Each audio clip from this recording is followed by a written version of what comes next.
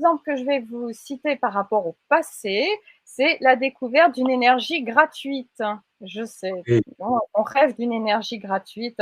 Même l'auteur du livre qu'il a publié en 2005 en parlait déjà. Alors aujourd'hui, avec ce qu'il se passe, l'énergie gratuite, on en rêve. Hein. énergie gratuite. Alors, oui. Énergie gratuite. Ah bon, où ça? Où ça? L'énergie gratuite et on ne serions pas vulnérables de ce genre d'imposture quand il est question de hausse faramineuse de factures en tout Ah, genre, attends, Laurence, d'électricité. si l'énergie est gratuite, on paye que dalle. Je connais plein qui doivent rire là en ce moment. Voilà. Bon, en tout cas, la figure du jour en imposture est le professeur René Louis Vallée. Alors, c'est un vrai scientifique, hein, en l'occurrence, c'est un ancien ingénieur du CEA. Alors, le CEA, c'est le Commissariat à l'énergie atomique et aux énergies alternatives. Ça a été créé en octobre 1945 et le fondateur est Charles de Gaulle. Hein, donc, c'est Ah, quelque chose de du CEA, sérieux. oui. Attention. Alors, qu'est-ce qu'il a inventé, notre professeur Vallée? Il a inventé le premier générateur synergétique. Wow. Et le problème, c'est que ce générateur n'a pas été reconnu par la communauté scientifique, comme d'ailleurs le signale indigné Renaud de la Taille dans la revue Science et Vie de novembre 75. Novembre 75, donc juste après le choc pétrolier. Donc là aussi, à cette époque, on rêvait très fortement d'une énergie gratuite.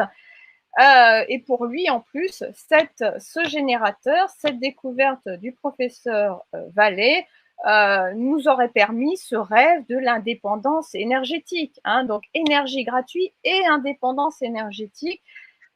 Quand on sait aujourd'hui que l'objectif est devenu de plus en plus inaccessible avec la gouvernance Macron, et avec l'heure des restrictions de cette sobriété énergétique, je pense que s'éloigne progressivement cette notion, ce rêve de l'indépendance énergétique. Mais revenons à notre professeur Vallée. Et quel est ce générateur? Alors, ce générateur, Marc, c'est un amplificateur de puissance. Ils aiment bien, Ouais, voilà. ouais. Mais un amplificateur de puissance par rapport à la synergétique. Donc, qu'est-ce que la synergétique? Alors là, je vais vous demander de vous accrocher un peu parce que bon, il s'agit de l'énergie du vide. Jusqu'à là, tout va bien.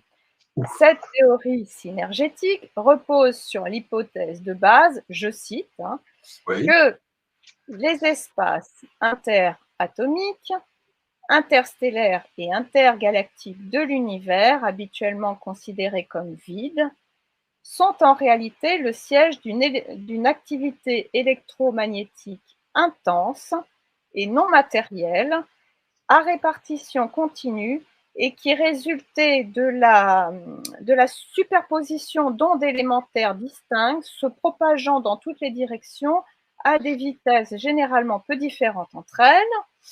La Bon. matière peut donc échanger de l'énergie avec l'espace. Qui plus est, cette énergie est sans limite et l'appareil qui permet de la capter est relativement simple.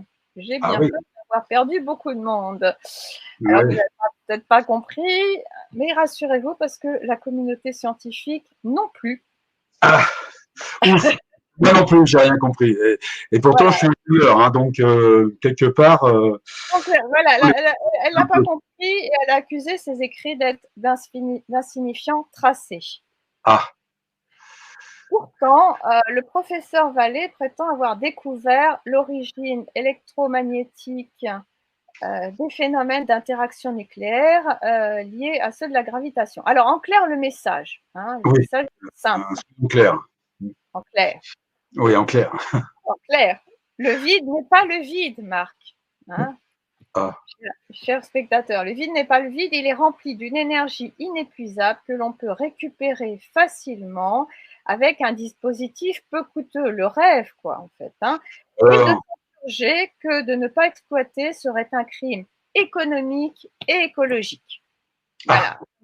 N'est-ce pas séduisant quand le grand public veut croire, quand même n'avons-nous pas besoin de croire, hein, encore en plus en ce moment.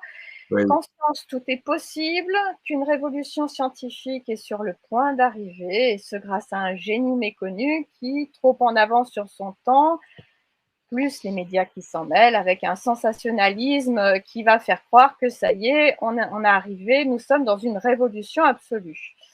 J'ai pas vu, hein, j'ai pas vu. Hein. J'ai rien Voilà, vu. donc nous n'en sommes pas du tout à ces énergies gratuites, enfin pas du vide en tout cas, hein, il y en a peut-être Ah, d'autres, non. mais en tout cas pas du vide. À moins, Laurence, que ce soit fait exprès. Par exemple, j'ai entendu parler de machines Tesla. Ah, alors Voilà.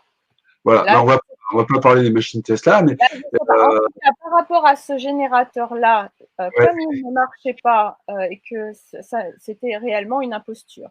Après, sur le voilà. reste, je ne peux pas te Ouais, ouais, dire, mais ouais. en tout cas, là-dessus, oui, effectivement. Ça me fait penser à une autre imposture, si tu permets, les avions renifleurs pour le pétrole. C'est la Bon, même chose. C'est la même chose. Et que les politiques se sont fait avoir, et du coup, avec notre argent, oui, évidemment. ils se sont fait avoir, oui, ils ont cherché à nous avoir, je ne sais pas. Hein. Bon, c'est toi qui vas nous dire. La question reste posée, celle-ci aussi. Bon,